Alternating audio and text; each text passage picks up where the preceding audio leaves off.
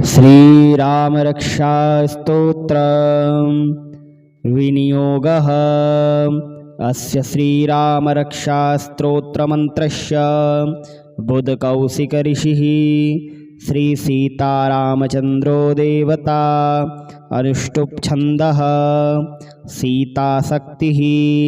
श्रीमान् हनुमानकीलकम्।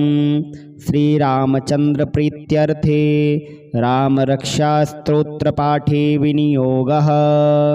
ध्यानम्। ध्यायेदाजानुबाहुं धृतशरधनुषं बद्धपद्मासनस्थं पीतं वासोवसानं नवकमलदलस्पर्धिनेत्रं प्रसन्नं वामाङ्कारूढसीतामुखकमलमिललोचनं नीरदाभं नानालङ्कारदीप्तं दददमुरुजटा मण्डलं रामचन्द्रम्। स्तोत्रम्। चरितं रघुनाथस्य शतकोटिप्रविस्तरम् एकैकमक्षरं पुंसां महापातकनाशनं ध्यात्वा नीलोत्पलश्यामं रामं राजीवलोचनं जानकीलक्ष्मणोपेतं जटामुकुटमण्डितं सासीतोर्णधनुर्बाणा पाणिं नक्तं चरान्तकं स्वलीलया जगत्रातो माविरभूतमजं विभुं। रामरक्षां पठेत् प्राज्ञः पापग्निं सर्वकामदां शिरो मे राघवः पातु भालं दशरथात्मजः कौसलेयो दृशो पातु विश्वामित्रप्रियः श्रुति घ्राणं पातु मखत्राता मुखं सौमित्रिवत्सलः जिह्वां विद्यानिधिः पातु कण्ठं भरतवन्दितः स्कन्धौ दिव्यायुधः पातु भुजौ भगणेशकार्मुकः करौ सीतापतिः पातु हृदयं जामदग्नजित् मध्यं पातु खरध्वंसी नाभिं जाम्बवदाश्रयः सुग्रीवेशः कटी पातु सिक्थिनी हनुमत्प्रभुः उरुरघुत्तमः पातु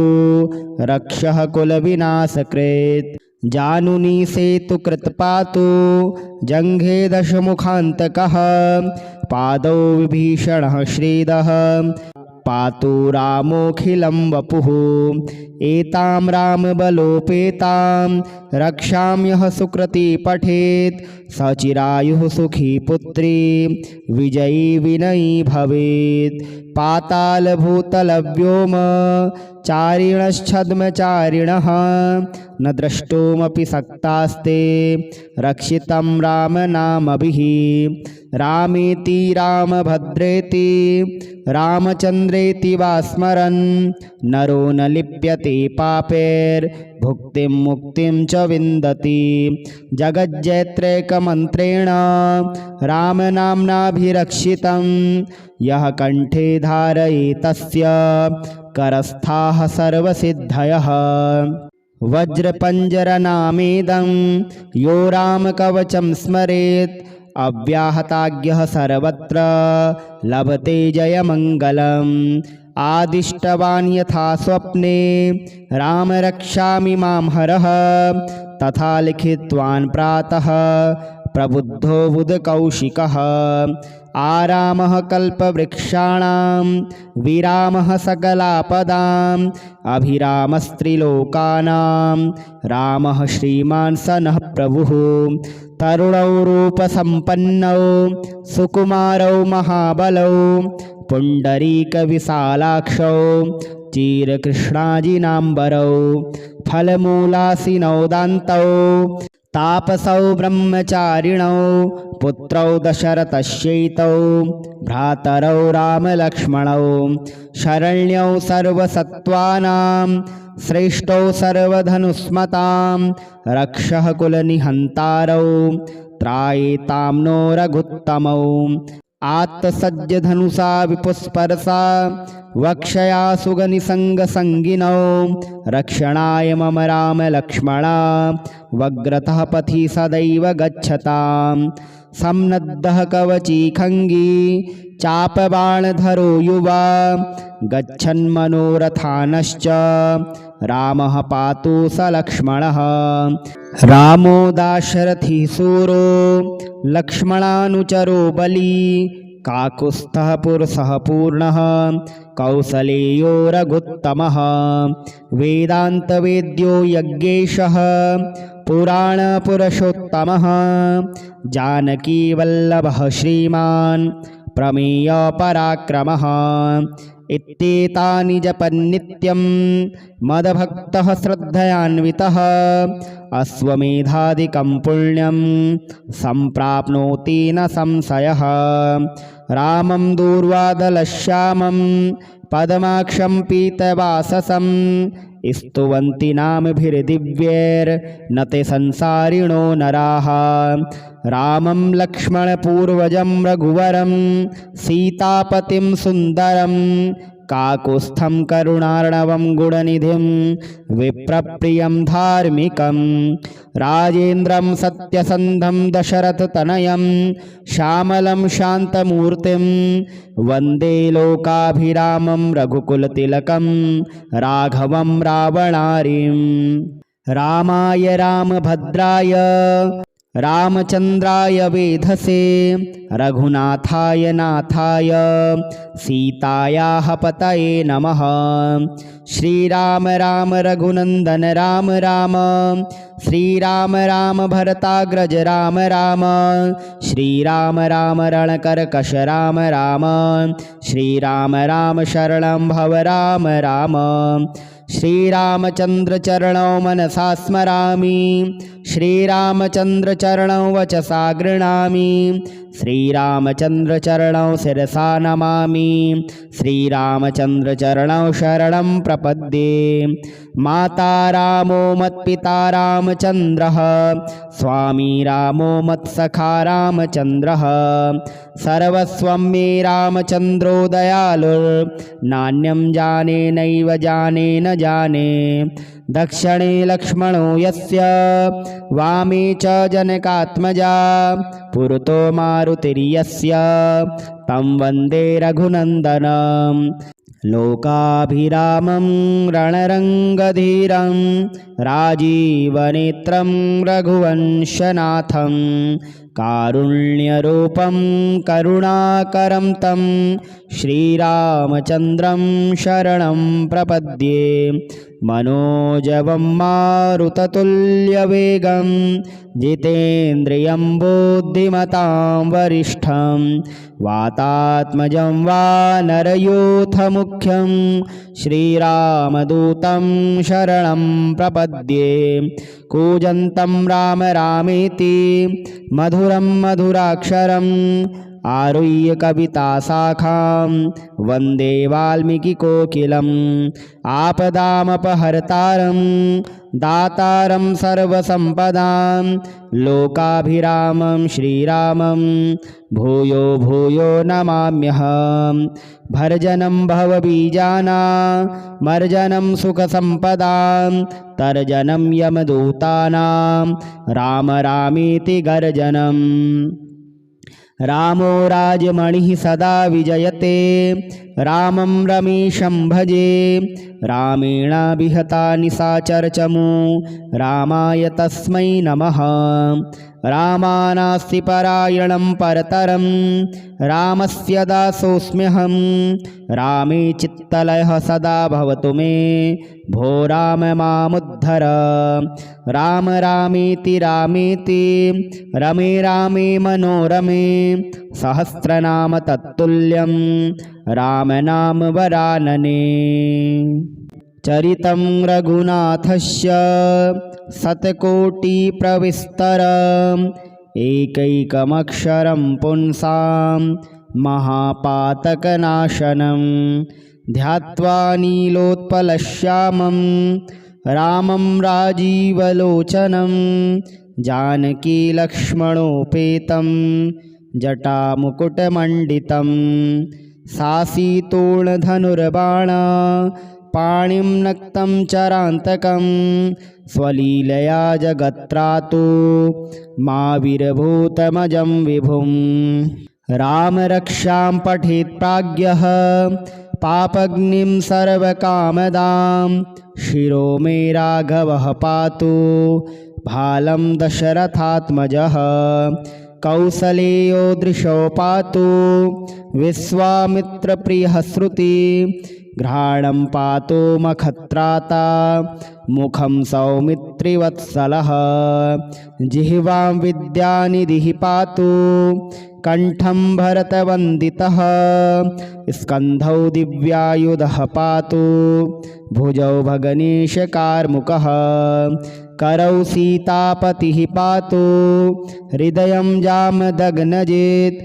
मध्यं पातु खरध्वंसी नाभिं जाम्बवदाश्रयः सुग्रीवेशः कटी पातु सिक्थिनी हनुमत्प्रभुः उरुरघुत्तमः पातु रक्षः कुलविनाशकृत् जानुनी सेतुकृत् पातु जङ्घे दशमुखान्तकः पादौ विभीषणः श्रीदः पातु रामोऽखिलं वपुः एतां रामबलोपेतां रक्षां यः सुकृती पठेत् स चिरायुः सुखी पुत्री विजयी विनयी भवेत् पातालभूतलव्योम चारिणश्छद्मचारिणः न द्रष्टुमपि सक्तास्ते रक्षितं रामनामभिः रामेति रामभद्रेति रामचन्द्रेति वा स्मरन् नरो न लिप्यते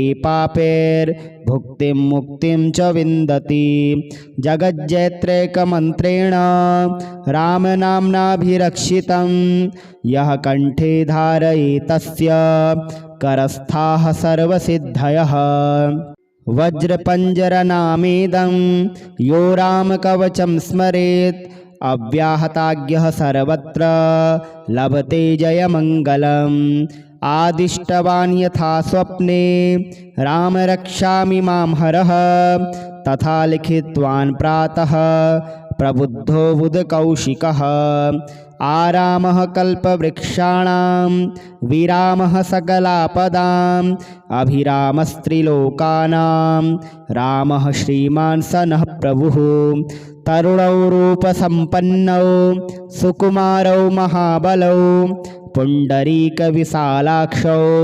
चिरकृष्णाजिनाम्बरौ फलमूलासिनौ दान्तौ तापसौ ब्रह्मचारिणौ पुत्रौ दशरथस्यैतौ भ्रातरौ रामलक्ष्मणौ शरण्यौ सर्वसत्त्वानां श्रेष्ठौ सर्वधनुस्मतां रक्षः कुलनिहन्तारौ त्रायेतां नो रघुत्तमौ आत्तसज्जधनुषा विपुस्पर्शा वक्षया सुगनिसङ्गसङ्गिनौ रक्षणाय मम रामलक्ष्मणा वग्रतः पथि सदैव गच्छतां सम्नद्धः कवची खङ्गी चापबाणधरो युवा गच्छन्मनोरथानश्च रामः पातु स लक्ष्मणः रामो दाशरथी सूरो लक्ष्मणानुचरो बली काकुत्स्थः पुरुषः पूर्णः कौसलेयो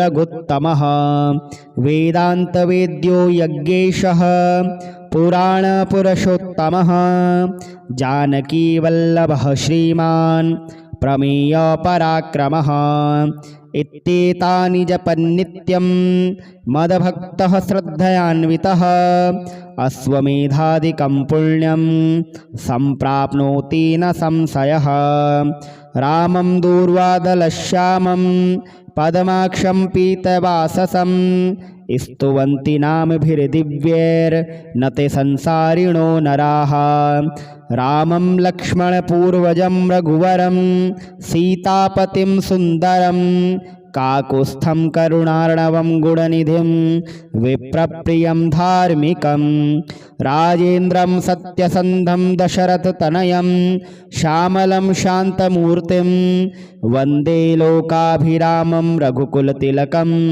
राघवं रावणारिं रामाय रामभद्राय रामचन्द्राय वेधसे रघुनाथाय नाथाय सीतायाः पतये नमः।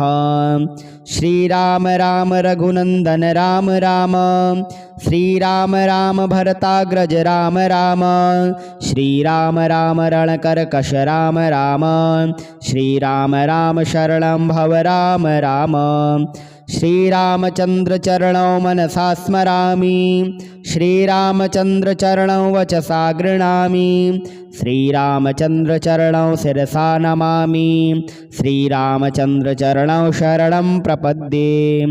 माता रामो मत्पिता रामचन्द्रः स्वामी रामो मत्सखा रामचन्द्रः सर्वस्वं मे रामचन्द्रो दयालुर्नान्यं जाने नैव जाने न जाने दक्षिणे लक्ष्मणो यस्य वामे च जनकात्मजा पुरतो मारुतिर्यस्य तं वन्दे रघुनन्दनं लोकाभिरामं रणरङ्गधीरं राजीवनेत्रं रघुवंशनाथं कारुण्यरूपं करुणाकरं तं श्रीरामचन्द्रं शरणं प्रपद्ये। मनोजवं मारुततुल्यवेगं जितेन्द्रियं बुद्धिमतां वरिष्ठं वातात्मजं वानरयूथमुख्यं श्रीरामदूतं शरणं प्रपद्ये। कूजन्तं राम रामेति मधुरं मधुराक्षरम् आरुह्य कविताशाखां वन्दे वाल्मीकिकोकिलम् आपदामपहर्तारं दातारं सर्वसम्पदां लोकाभिरामं श्रीरामं भूयो भूयो नमाम्यहं। भर्जनं भवबीजानां मर्जनं सुखसम्पदां तर्जनं यमदूतानां राम रामेति गर्जनम्। रामो राजमणिः सदा विजयते रामं रमेशं भजे रामेण विहता निशाचरचमू रामाय तस्मै नमः। रामानास्ति परायणं परतरं रामस्य दासोऽस्म्यहं रामे चित्तलयः सदा भवतु मे भो राम मामुद्धर। राम रामेति रामेति रमे रामे मनोरमे सहस्रनाम तत्तुल्यं रामनाम वरानने। चरितं रघुनाथस्य शतकोटिप्रविस्तरम्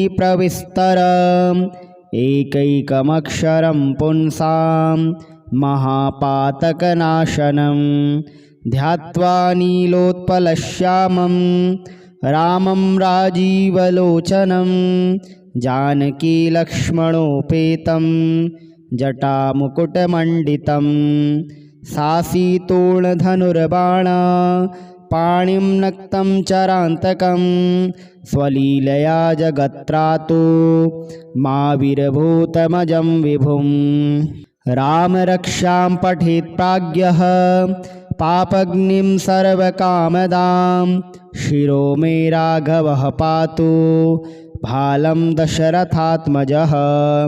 कौसलेयो दृशो पातु विश्वामित्रप्रियः श्रुति घ्राणं पातु मखत्राता मुखं सौमित्रिवत्सलः।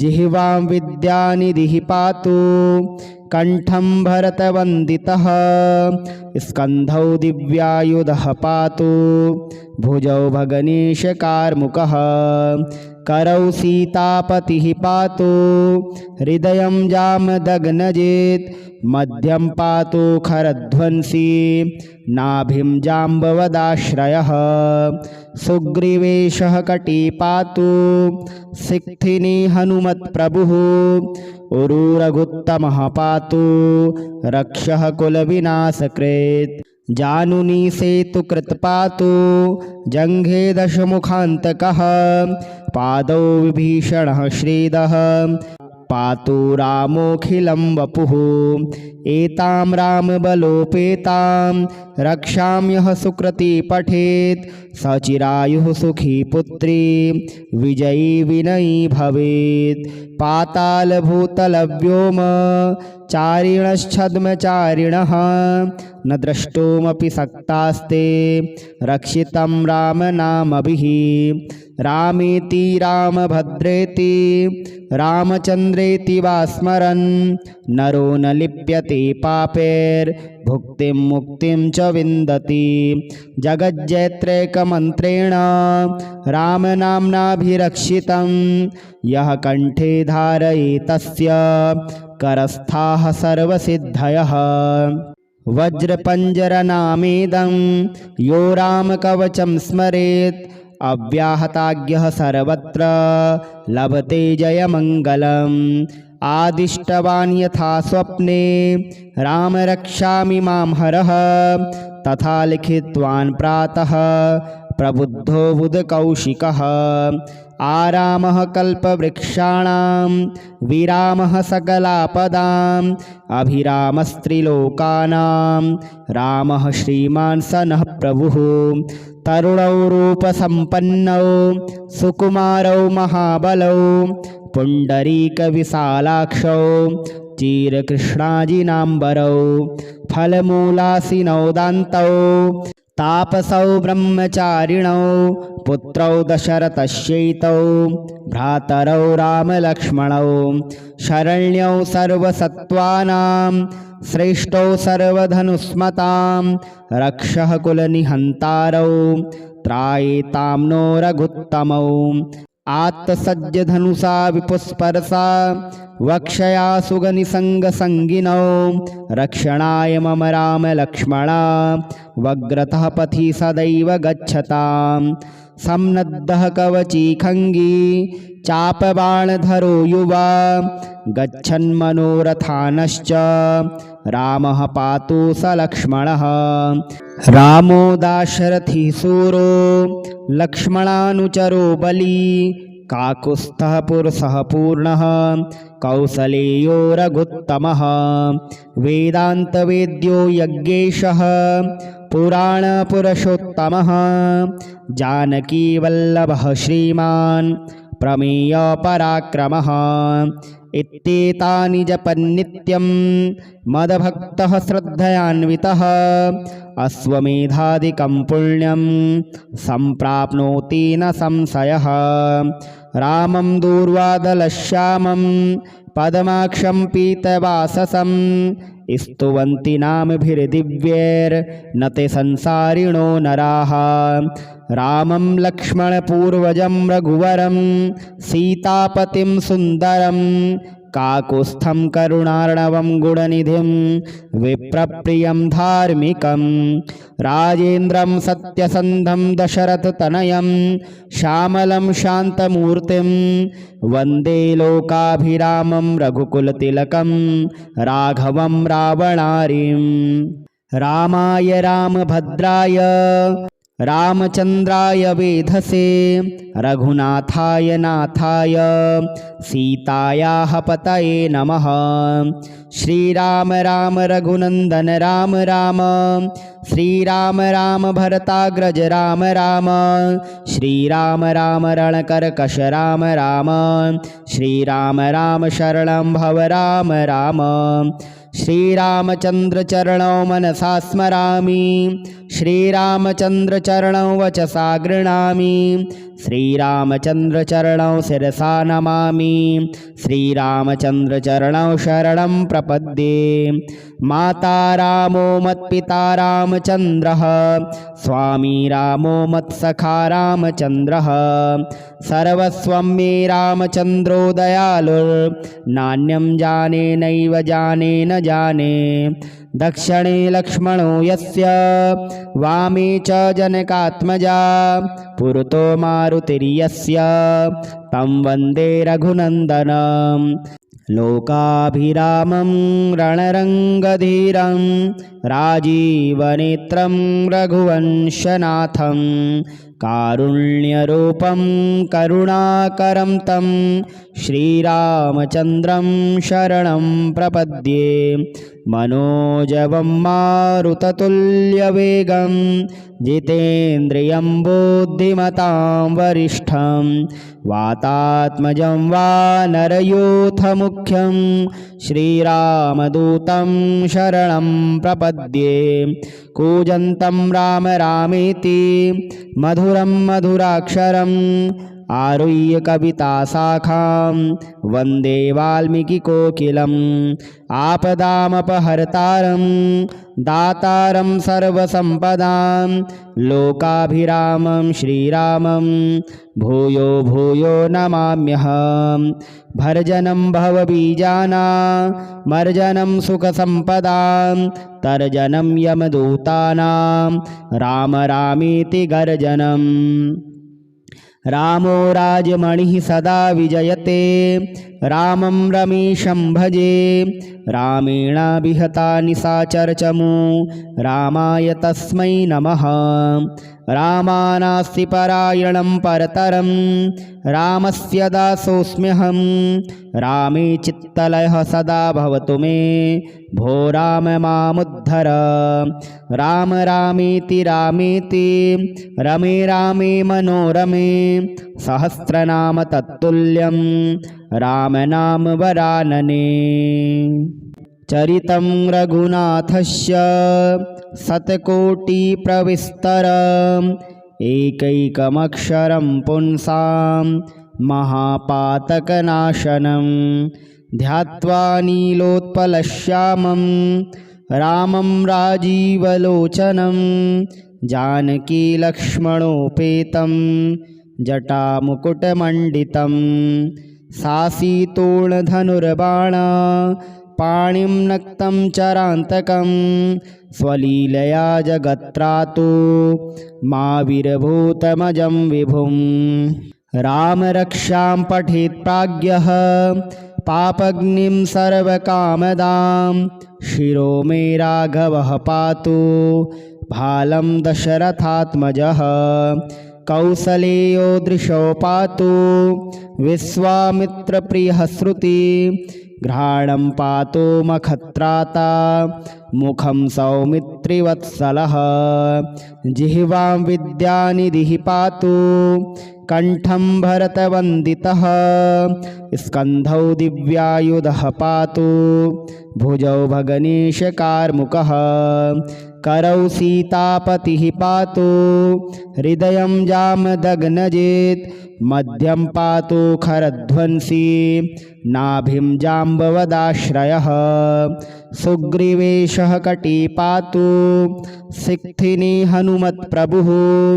उरुरघुत्तमः पातु रक्षः कुलविनाशकृत्। जानुनी सेतुकृत् पातु जङ्घे दशमुखान्तकः। पादौ विभीषणः श्रीदः पातु रामोऽखिलं वपुः। एतां रामबलोपेतां रक्षां यः सुकृती पठेत् स चिरायुः सुखी पुत्री विजयी विनयी भवेत्। पातालभूतलव्योम चारिणश्छद्मचारिणः न द्रष्टुमपि सक्तास्ते रक्षितं रामनामभिः। रामेति रामभद्रेति रामचन्द्रेति वा स्मरन् नरो न लिप्यते पापैर्भुक्तिं मुक्तिं च विन्दति। जगज्जैत्रैकमन्त्रेण रामनाम्नाभिरक्षितं यः कण्ठे धारयेतस्य करस्थाः सर्वसिद्धयः। वज्रपञ्जरनामेदं यो रामकवचं स्मरेत् अव्याहताज्ञः सर्वत्र लभते जयमङ्गलम्। आदिष्टवान् यथा स्वप्ने राम रक्षामि मां हरः तथा लिखितवान् प्रातः प्रबुद्धो बुधकौशिकः आरामः कल्पवृक्षाणां विरामः सकलापदाम् अभिरामस्त्रिलोकानां रामः श्रीमान् स नः प्रभुः तरुणौ रूपसम्पन्नौ सुकुमारौ महाबलौ पुण्डरीकविशालाक्षौ चिरकृष्णाजिनाम्बरौ फलमूलासिनौ दान्तौ तापसौ ब्रह्मचारिणौ पुत्रौ दशरथस्यैतौ भ्रातरौ रामलक्ष्मणौ शरण्यौ सर्वसत्त्वानां श्रेष्ठौ सर्वधनुस्मतां रक्षः कुलनिहन्तारौ त्रायेतां नो रघुत्तमौ आत्तसज्जधनुषा विपुस्पर्शा वक्षया सुगनिसङ्गसङ्गिनौ रक्षणाय मम रामलक्ष्मणा वग्रतः पथि सदैव गच्छतां सम्नद्धः कवची खङ्गी चापबाणधरो युवा गच्छन्मनोरथानश्च रामः पातु स लक्ष्मणः रामो दाशरथी सूरो लक्ष्मणानुचरो बली काकुत्स्थः पुरुषः पूर्णः कौसलेयो रघुत्तमः वेदान्तवेद्यो यज्ञेशः पुराणपुरुषोत्तमः जानकीवल्लभः श्रीमान् प्रमेयपराक्रमः इत्येतानि जपन्नित्यं मदभक्तः श्रद्धयान्वितः अश्वमेधादिकं पुण्यं सम्प्राप्नोति न संशयः रामं दूर्वादलश्यामं